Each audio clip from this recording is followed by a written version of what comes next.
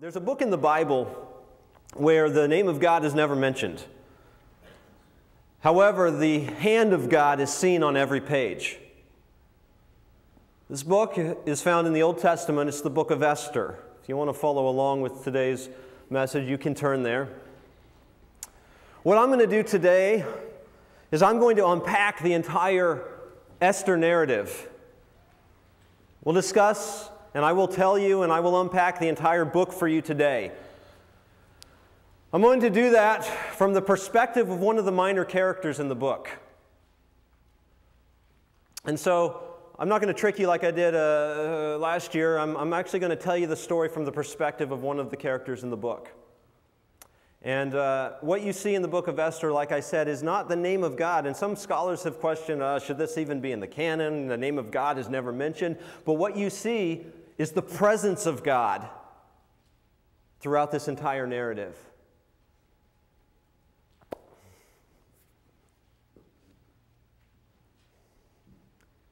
Good morning. My name is Harbona. My name? Not that significant, except for the fact that it's found in your Holy Scriptures, your Old Testament, the book of Esther. My job depends on what country you're in. In your country, I would be more like a male private secretary to the president. In my country, Persia, I am Harbona, chamberlain to King Xerxes. You may know him as Ahasuerus in your scriptures. I hesitated to take the job at first. Xerxes was, how shall I put it, he was unpredictable at times. For instance, there was one of his high-ranking officials who offered to pay millions of dollars into one of his military campaigns. Well, Xerxes, so moved by this act of loyalty and this act of generosity, Xerxes blesses him and says, no. I'm honored that you would offer me, but keep your money. In fact, he then sends a gift to this official. Well, later on, when this high-ranking official hinted at the fact that maybe his son not be a part of the military campaign, Xerxes was so enraged that he brought the son in, had him cut into, and then marched his army between the two halves of this boy. Xerxes was unpredictable. There was a storm that arose on the sea one night, destroyed 300 of his ships. Xerxes, in a fit of rage, goes down to the sea, takes a leather straps, and for every one of those ships that was destroyed, he smacks the sea 300 times. He would fall into these bouts of depression. He would make irrational judgment calls at times, and then later go back and regret what he had done. So you can see why I was nervous and apprehensive about taking the job, but I decided to do it. It was a great opportunity to live in the palace, be the personal attendant to the king. So I decided, don't get too involved. Go with the flow. Attend to the king's needs. Kind of remain in the background. Just go with the flow. So that's what I did. Well, things went well. The kingdom was, things were going okay. There was some concern, in Persia about the Babylonians, and their conquest, but we were still a pretty powerful empire, and Xerxes was definitely one of the most powerful kings. Well, time goes on, and Xerxes fell into another bout of depression. You see, after one of his drunken parties, which he had many of, he had requested that his queen, Queen Vashti, be come before him, and he would display her and her beauty as his own to those of his palace guests. Well, the queen refused. I mean, I went to it personally. The king says, Harbona, bring Vashti to the party. So I go and I say, Queen Vashti, the king has decreed that your presence be seen at his dinner, and she refused. Not a wise decision, understanding the nature of King Xerxes, but she refused. And so in a fit of rage, and due to the counsel of some of his men, he had Queen Vashti, he wrote a decree, and he sent it out throughout the kingdom to all peoples, to all languages, to all tribes, that Queen Vashti be removed from his presence, never to be brought before him again. Well, he's in a bout of depression, and he starts moping again. And he's around the palace, and his head is low, and, oh, Vashti, how I did Vashti wrong. Can you bring Vashti back? A decree's been signed, my king. You cannot reverse an order sealed with the king's signet ring by the law of the Medes and the Persians. It cannot be reversed. Oh. There's no sense in wallowing in the past. After all, what's done is done. How could we help the king? How could we bring him out of this depression? I thought about it. Then it came to me. Women, and lots of them. So I go, and King Xerxes, what if we brought the most beautiful young virgins into the palace? And they came in before you, and they were brought before you, and from those most beautiful young women in the kingdom, you can choose for yourself a new queen. He took it. He liked the idea. So we sent out throughout the kingdom and throughout the city of Susa, we gathered the most beautiful young virgins of all of the city. For some, this was a great privilege. For others, not so much. They had to leave family. And we took them from their families and brought them into the palace. Prepared them, made them beautiful, and each one of them was brought before the king.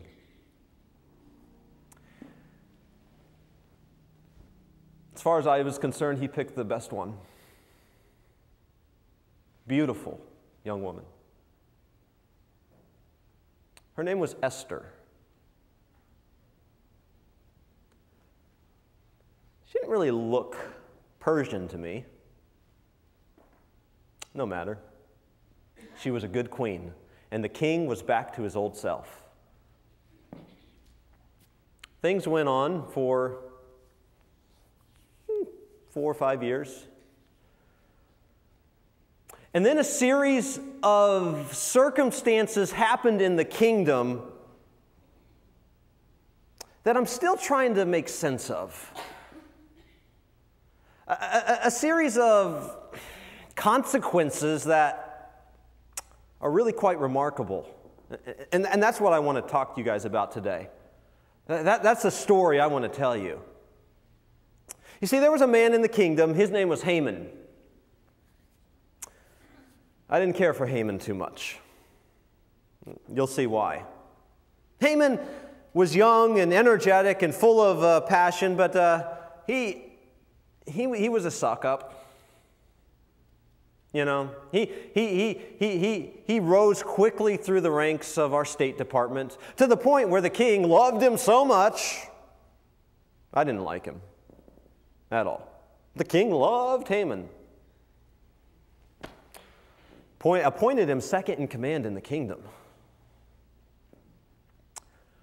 Haman comes in before the king one day and asks an incredibly drastic request. He says, "King, there is a people that lives among us that live according to their own laws.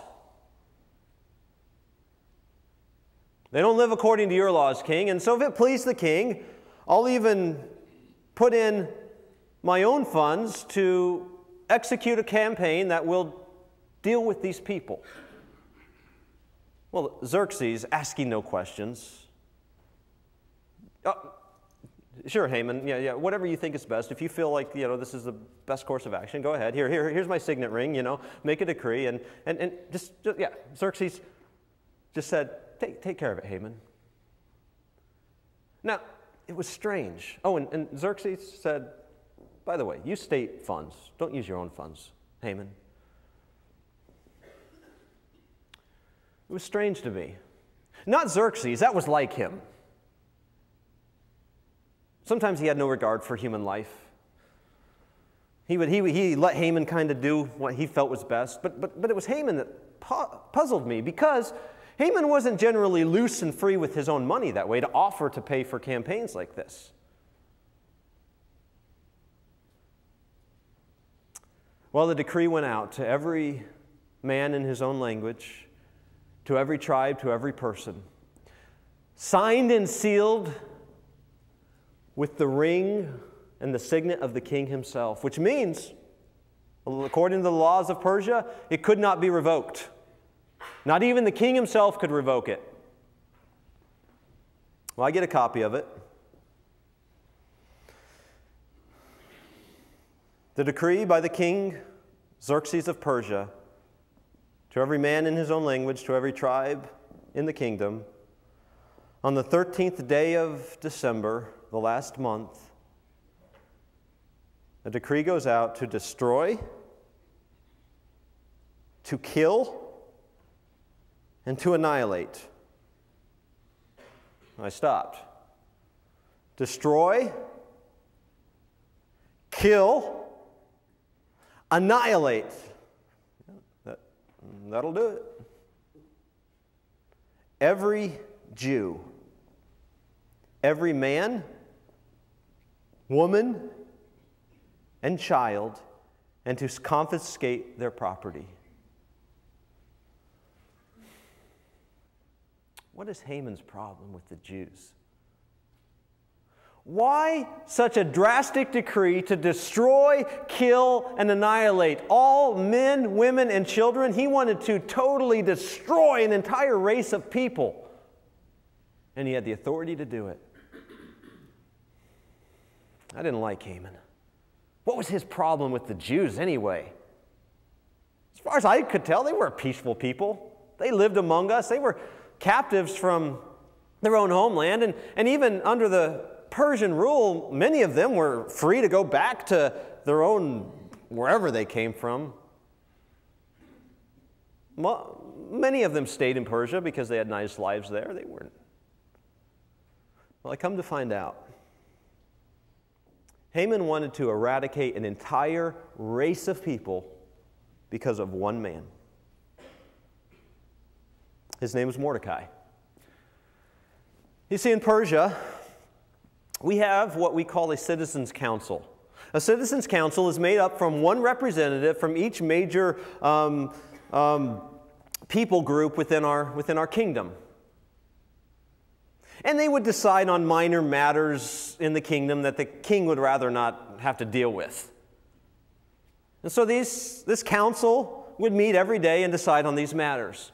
Well, Haman was over this council. And periodically, Haman would attend to the council and oversee the council. And one of the laws that was made is when Haman would enter, every member of that citizens' council would have to pay homage to Haman, bow before him. Well, Mordecai, because of his own religious beliefs, didn't feel like it was proper, or didn't feel like he could bow before Haman, so he didn't. He refused to bow before Haman. So day after day, week after week, Haman would come into the council. All of the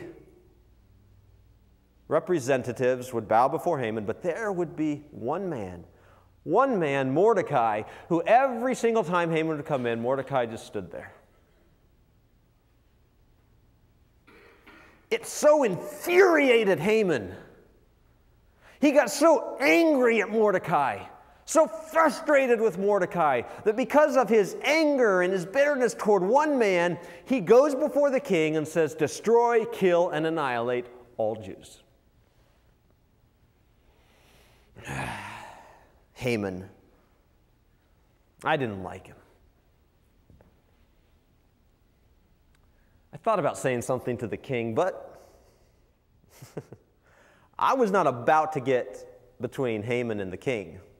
You know, go with the flow, right? Don't get too involved. Besides, the decree was sealed with the king's signet. Couldn't be revoked. What could I do? So I just kept my mouth shut and just went with the flow. Well, the next day, after the decree had been spread throughout the city and was beginning to be spread throughout the kingdom, and people were reading it, I'm walking in the outer court of the palace, and I hear this awful moaning, this awful wailing. And this man, I look, he's just outside the gate of the palace, and he is wailing, and he's, oh, is me. And he's dressed in these rags, and he's got ashes and soot all over him. He looks dreadful. And what's he doing out there? What is this man wailing at the gate of the palace for? So I proceed to go and to try and deal with him. And as I'm walking through the court, I run into Hatak. Hatak was the personal attendant to Queen Esther. And Hatak has a change of clothes. And I stop him and I say, hello, Hatak. And Hatak says, oh, pardon me, Harbona, I'm going out to attend to the man outside the gate. The queen has asked me to tend to his needs and to give him a change of clothing. Oh. All right, you take care of it then. I guess you got it under control. I thought to myself, Esther, she's all heart. She's so caring. She's so loving. You know what? That's just like Esther, to care for a poor soul wailing outside the city gate. What a good queen. Well, a few moments later, Hatak comes back after speaking with this man outside the gate. But he has the change of clothes that the queen herself offered to him. I said, what's wrong? Weren't they his size? Hatak says, he refused them. What do you mean he refused them? These are a gift from the queen. He refuses them. And he continues to wail at the gate of the palace. But do you know who that is, Harbona? I don't know who that is. The man at the gate wailing? That's Mordecai, the Jewish representative of the Citizens' Council. Oh, well, he does have something to cry about then, if he's read the decree. Hatak says, yes, he gave me a copy of the decree, and he asked me to take the decree and to bring it to Queen Esther. And then he asked Esther to go before the king himself and plead the case of the Jews. Now, that was strange to me. What concern is this of the queen? This has nothing to do with her. This isn't her issue. This isn't her battle. It didn't make any sense to me. What was Mordecai the Jew asking the queen to do with this decree? And then Hatak says, oh, and by the way, Esther hasn't been asked for in over 30 days. I know. Xerxes, he's in one of his moods again. If she goes before the queen, Hatak says, uninvited, if the king doesn't call her, it could mean most certain immediate death to her. So the queen is nervous to go before the king at all right now. He hasn't called for her in 30 days, and if she just automatically out of the blue approaches him, he could have her put to death right there on the spot. But Hatak takes the decree and says, give me that, and I got to go talk to the queen. Okay, Hatak, good luck. It didn't make any sense to me at first. Why Mordecai the Jew would want Esther the queen to get involved, to risk her own life?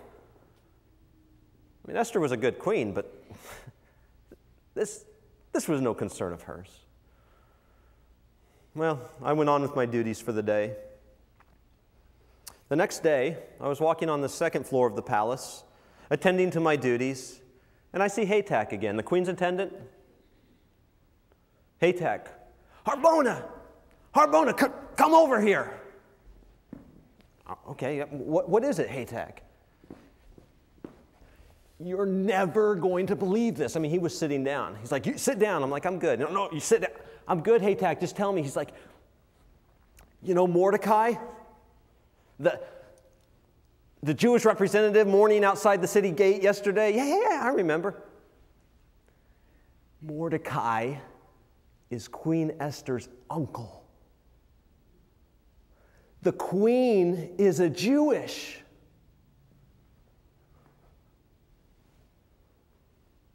No wonder she didn't look Persian.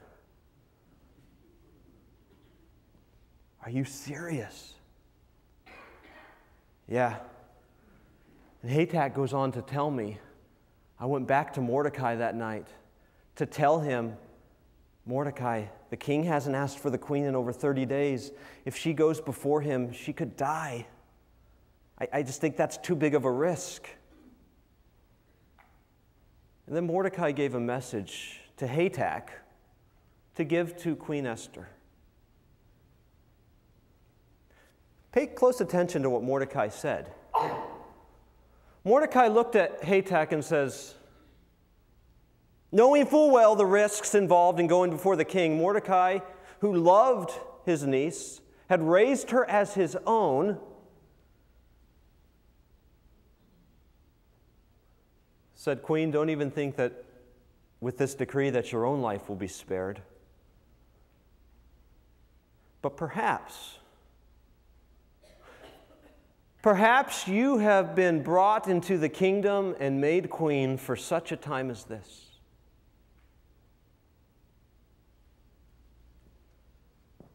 In other words, Mordecai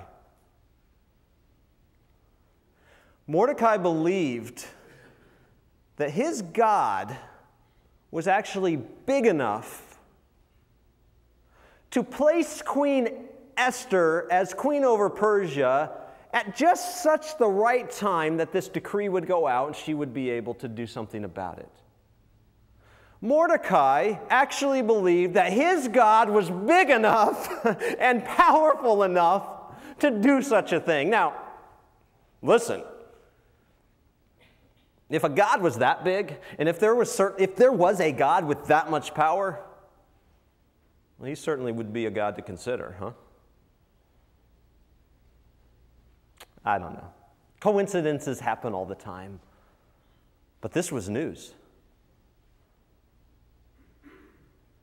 Haytak goes on to tell me, I went before the queen. And Haytak says, Harbona, I said to the queen, exactly what Mordecai said to tell me. And the queen, obviously distraught, the queen in despair, the queen, looks as though her entire world, she loves her people. They claim to have a personal covenant relationship with the God of heaven.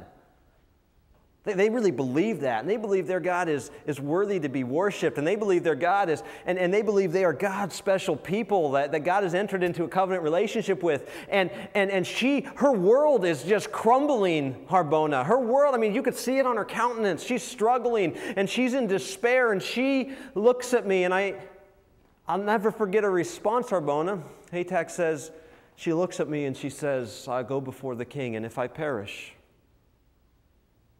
I perish. See, Queen Esther was willing to take her own life and set it aside so that others could be saved.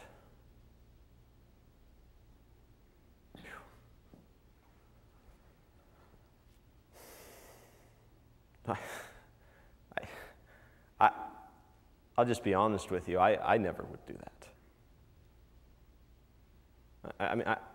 I go with the flow, you know what I mean? Not get too involved. But Esther, willing to lay down her life so that her people could be saved. There's something about her. There's something about these people, the Jews, and their faith in their God. I've never seen anything like it before. I mean, honestly, there's a lot of gods around, and we worship gods, and be honest with you, we don't even know what God we're worshiping half the time. There's a God for this and a God for that. But these Jews, they were different. They believed in one God. I know, weird. I know. They believed in one God who was sovereign over everything.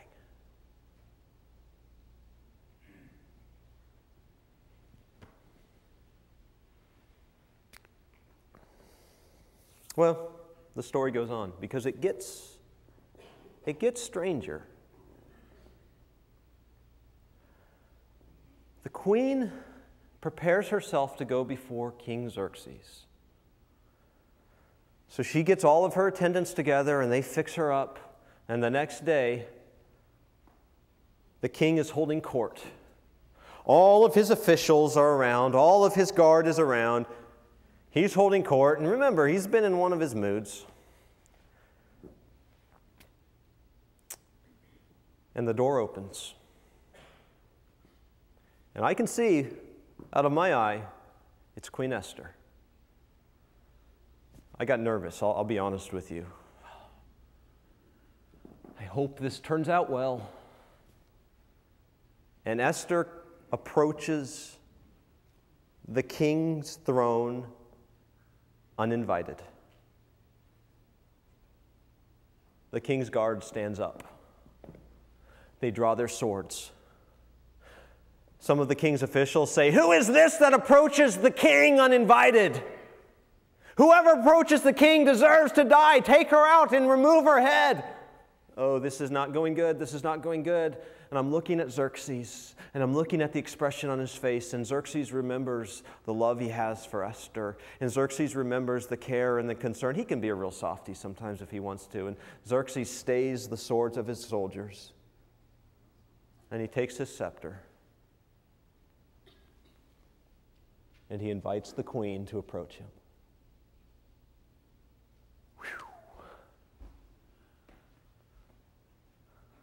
Boy, was she lucky.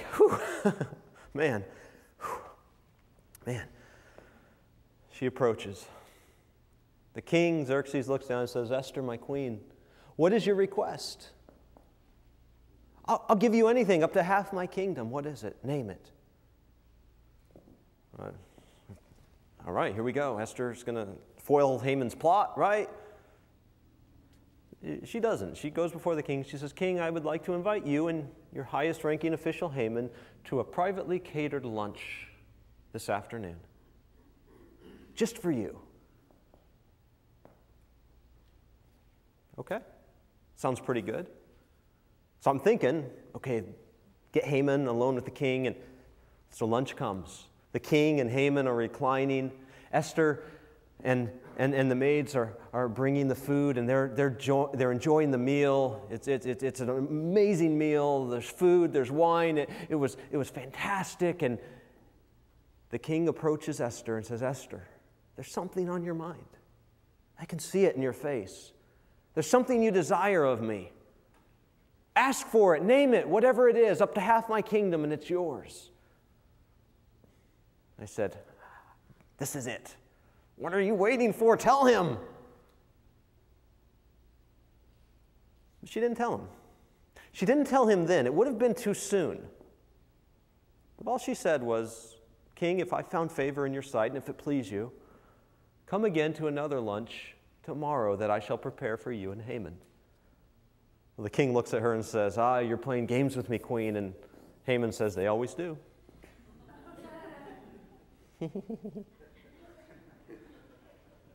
Haman. I didn't like Haman. Go with the flow, right?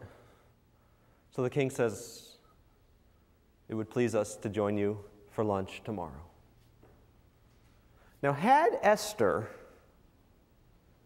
kind of unpacked everything at that point, it would have been a little too early. The king wouldn't have been prepared for it just yet. So for whatever reason, she decided, oh, I'm going to wait till tomorrow at another lunch.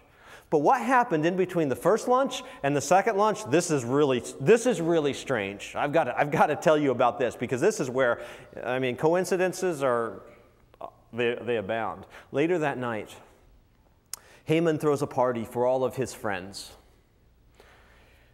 The point of Haman's party was to celebrate himself.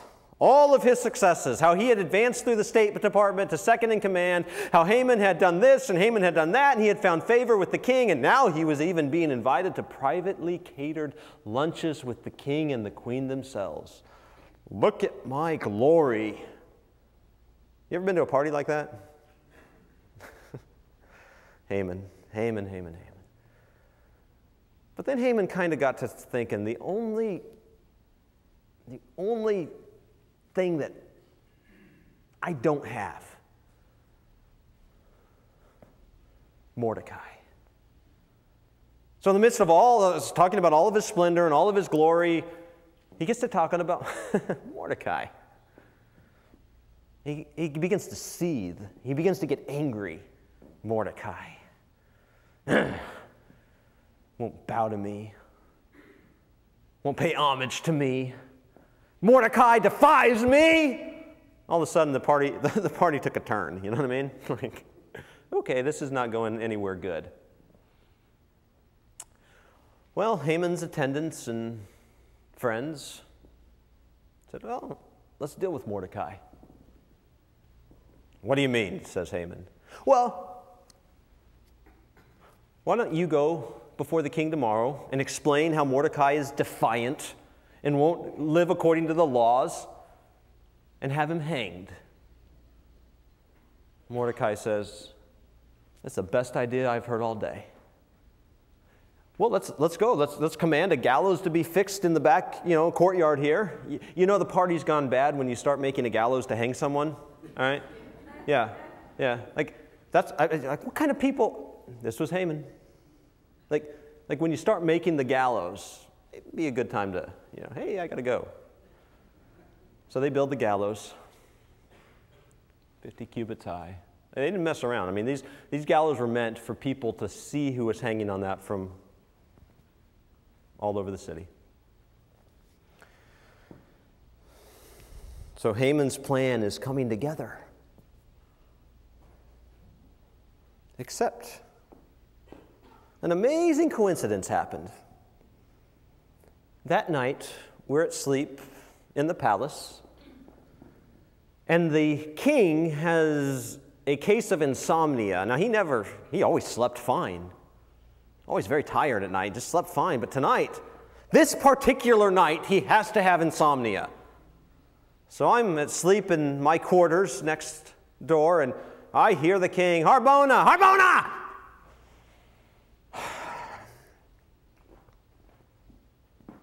Yes, my king. Harbona! I can't sleep. I can see that. Bring me something and read to me. I can bring you the chronicles and memoirs of your reign. That should put you to sleep. Yes, fine, go. So I grab the scrolls and I come before him and I ask, how far back do you want me to read? I didn't know where to start. 2-3 years back is fine. All right. So I began to read. I read about some of his battles that he had won. I knew he'd like that. Read about, that's a battle he lost. We'll skip that. No. This law was made, this blah, blah, blah, blah, blah, blah. He's not falling asleep. Certainly, and then I come to a paragraph. I just happened to come to a paragraph. It caught my attention. Because I saw a name I recognized. It was the name Mordecai, the Jewish representative, the uncle of the queen. Mordecai, the Jewish representative, overhears a plot to kill the king, alerts the queen, and the king's life is saved by the loyalty and bravery of the Jewish representative Mordecai.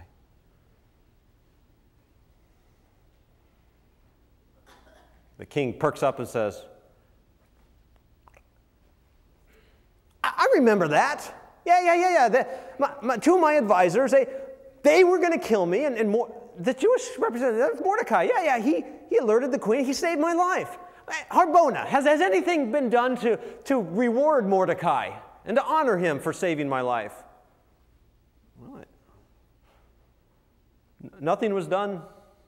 Mordecai, remind me, in the morning, first thing in the morning, we're going to take care of that. We're going to honor Mordecai. Okay. Tomorrow morning, Haman wants to have Mordecai hanged. The king wants to honor him. I can't wait till morning. First thing in the morning, the king wakes up. Harbona! Yes, my king. Harbona, we need to honor Mordecai. We need to honor him. Is there anyone out in the court that can help me with this? Looks as though Haman's out there. Maybe he can help. Yes, bring Haman in. So Haman, what is it, Harbona? Haman was not in a good mood, but he was hopeful. The king would like to see you. Oh, he perks up. Good, because I would like to see the king. Awesome, that works out great. Come on in. I just stood back and watched. This was going to be good. Haman, the king says, what shall be done to the man that I choose to honor? Haman thought it was him. I mean, after all, who in the kingdom would the king like to honor more than Haman? Haman stands there, thinking to himself, finally, I'll get rid of Mordecai. I'll be honored today. Everything is coming together. Get rid of the Jews. King Xerxes, if it please you, the man whom you wish to honor, let the royal ceremonial robes be put upon this man. Let a gold crown be placed upon his head. Put him upon the king's finest stallion, and have one of your officials parade him through the city, declaring, this is the king, or the man the king wishes to honor, all throughout the city. The king, yes, Haman, you're very good at this. That's a great idea. I couldn't have come up with anything better. Okay, everything that you said, all of that, take that and do that unto the Jewish representative Mordecai. I wish you could have seen Haman's face at that point. His countenance dropped. His plan to murder Mordecai, out the window. It was awesome. I'm standing there. I didn't like Haman. I don't know if I told you that. Didn't like him. Didn't care for him. So the king, Haman, go, hurry. Mordecai will be heading here for the council meetings this morning. Take everything and meet him. And Haman, yell loudly. I owe this man my life. I have to say I enjoyed watching Haman dress Mordecai in the royal robes and place him on the stallion, parade through the city. This is the man the king wishes to honor. This is the man the king wishes to, all day. It was awesome. It was amazing. Well, the morning passed, and Haman gets done with his task, and he pulls himself together because, after all, he's getting ready for his second lunch with the king and the queen. So he pulls himself together.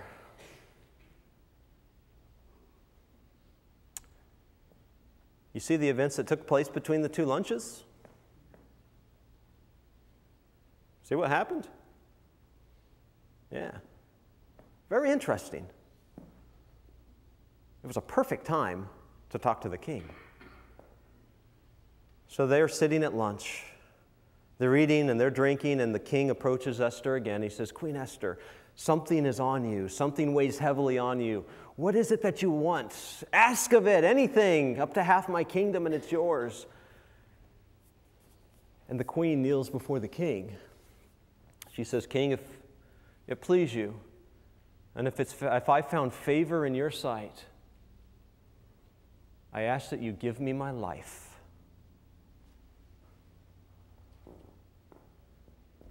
The king was obviously confused. Your life, Esther? What are you talking about?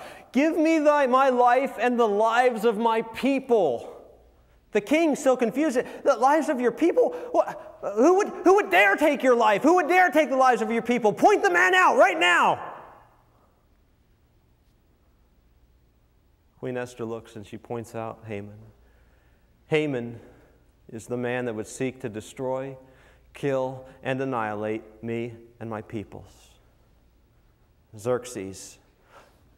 The decree that Haman wanted is against you and your people.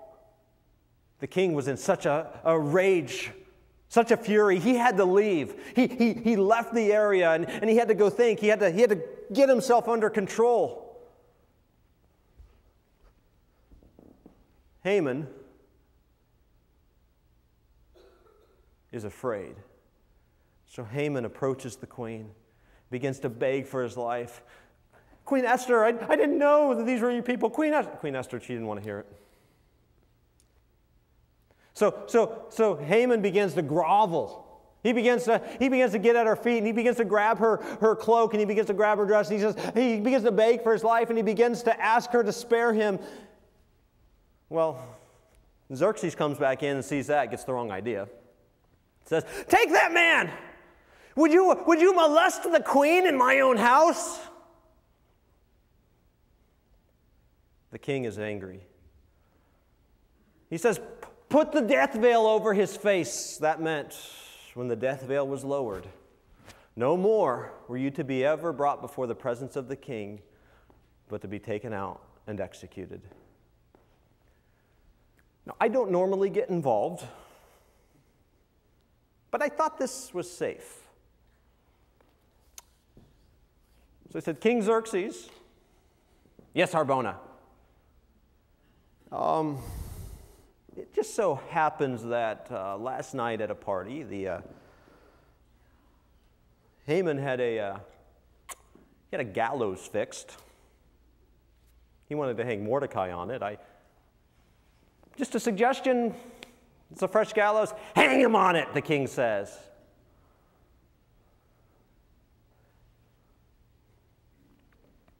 So the king has Haman hanged. And a new decree is written that on the 13th day of the last month, the day in which the Jews are to be destroyed, killed, and annihilated, that the Jews are able to band together, to gather weapons, and to defend themselves, and to confiscate the property of those who would attack them. So a decree was sent out to balance the previous decree. Oh, you should have seen the Jews dancing in the street that night. This gave them hope that they would not be destroyed, killed, and annihilated. This gave them hope that the promises that their God had made them, that God was going to keep their promises. And later on that night, I'm in the courtyard of the palace, and I begin to think to myself all the events that took place over the past few weeks. How Queen Esther, at just the right time, was appointed queen over Persia. How her uncle Mordecai happened to be the Jewish representative that just happened to overhear a plot to kill the king and save the king's life. How unusual it was that the queen asked for 2 lunches, and the king just happened to have insomnia that night in between the 2 lunches. I looked over and I could see Haman hanging on the gallows. The Jews dancing in the streets. The queen, her favor restored with the king. Mordecai, his life spared and him honored. I thought about all of that.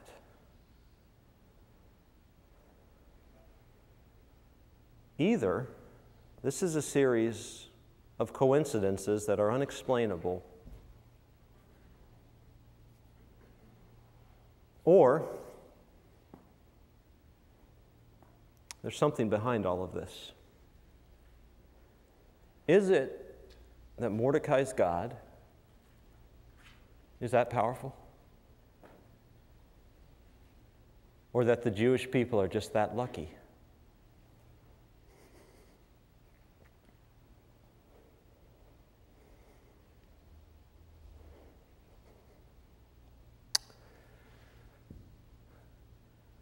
The God who called you, the God who knew you and chose you from before the foundation of the world.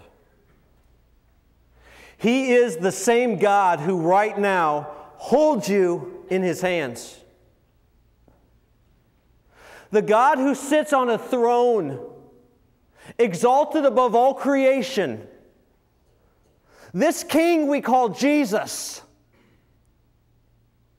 who in love came and rescued you, who laid down His life so that you could be made His own. This same Jesus, in spite of the fact that we live in a world that looks like it's falling apart, in spite of the fact that at times life around us seems like it's falling apart, we can know for certain, church, that there is a King who sits on a throne. He is in control. He is sovereign, and He ordains the affairs of men and women. He raises up kings and He puts them down. He raises up leaders and He puts them down. But you are the one whom He holds in His hand. And if I can just give you today a picture from this narrative in the book of Esther of a big God on a big throne, ruling not only the big affairs of life, but also the very small, minute details of your life, that He holds you in His hand. And if we can walk away today understanding a little bit more of the sovereignty of God, that He sits on a throne. I'm going to have the worship team come. We are going to end with that song, Revelation song, because that song gives us a picture. Revelation chapters 4 and 5, you see the Apostle John with a vision, and he's in the throne room of Jesus. He's sitting on a throne, ruling everything. And the language from this song is taken from Revelation 4 and 5. I have no idea what you're experiencing in life right now. I don't know. What I do know is that God is sovereign over all of it.